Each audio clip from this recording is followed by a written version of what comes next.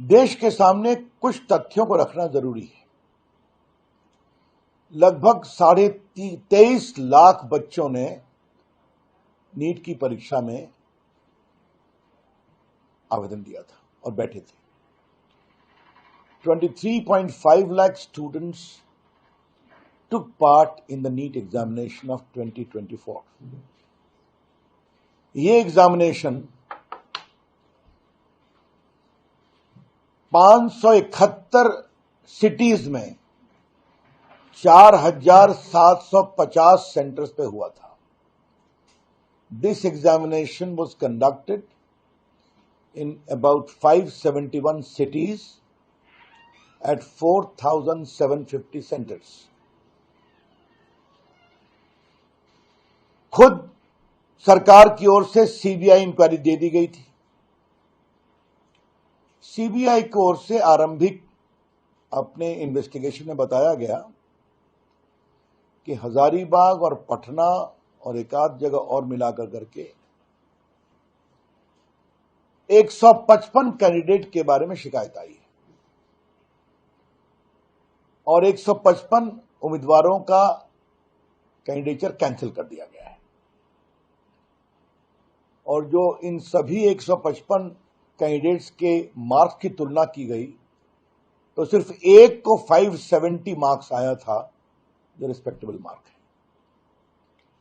Supreme court ने 22, 23 और 24 के एग्जामिनेशन के सारे रिजल्ट्स को एग्जामिन भी किया और ये पाया कि कोई इसमें एनोमली एक्स्ट्राऑर्डिनरी नहीं पाई गई। जो पहले के रिजल्ट होते थे उसी के अनुसार ये भी रिजल्ट है। तो सुप्रीम कोर्ट ने कहा कि अब कोई आवश्यकता नहीं है दोबारा परीक्षा कराने की, क्योंकि इसके कारण बहुत केओस होगा, बच्चों का सेशन गड़बड़ होगा। जिन्होंने ईमानदारी से परीक्षा दी है उनका भविष्य अंधकार में जाएगा। जो एससी, एसटी, ओबीसी के रिजर्वेशन के बच्चे हैं उनको परेशानी होगी। इसलिए कोर्ट ने कहा कि हम इस पूरे परीक्षा को कैंसिल नहीं करेंगे और उन्होंने सरकार की बात को मान लिया और कहा कि आप काउंसलिंग करिए। I repeat, the Supreme Court found no material irregularity to order the cancellation of the entire examination. 23.5 lakh students were there, nearly 571 cities and 4,750 centers. तो ये तो बहुत बड़ी बात हुई है ना। अब हम कुछ बड़ा सवाल उठाना चाहते हैं। इस पूरे मामले में सीबीआई इंक्वायरी किसने ऑर्डर की? भारत सरकार ने की। ईमानदारी से जांच हो रही है, किसके प्रयास से हो रही है? भारत सरकार के प्रयास से हो रही है और सीबीआई ईमानदारी से जांच कर रही है। लोग पकड़े जा रहे हैं।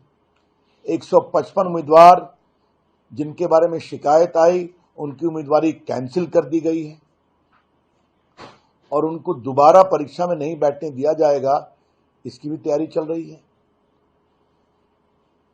तो इतनी ईमानदारी से जब काम हुआ है तो राहुल गांधी ये क्या चिल्ला रहे थे? जो बार बार फ्रॉड और क्या क्या शब्दों का प्रयोग कर रहे थे, तो क्या भारत के परीक्षा की सैंक्टिटी को आप भारत ही नहीं दुनिया में बदनाम करना चाहते हैं? क्योंकि भारत की एग्जामिनेशन सिस्टम अपने बच्चों के लिए ठीक से परीक्षा नहीं करा सकती है। कांग्रेस के रिजीम में कितनी बार पेपर लीक हुआ? कभी इस तरह की कार्रवाई हुई थी क्या? अखिलेश यादव के समय में कितनी बड़ी संख्या में पेपर लीक यूपी में हुआ था। अब तो यूपी में गैंगस्टर एक्ट भी लगाने की बात हो रही है। और ये जानना बहुत जरूरी है कि भारत सरकार के ही प्रयास से पेपर लीक के खिलाफ एक बड़ा कानून बना या नहीं बना है, जिसके अंतर्गत कार्रवाई हो रही है और आगे भी कार्रवाई होगी। तो क्या राहुल गांधी माफी मांगेंगे?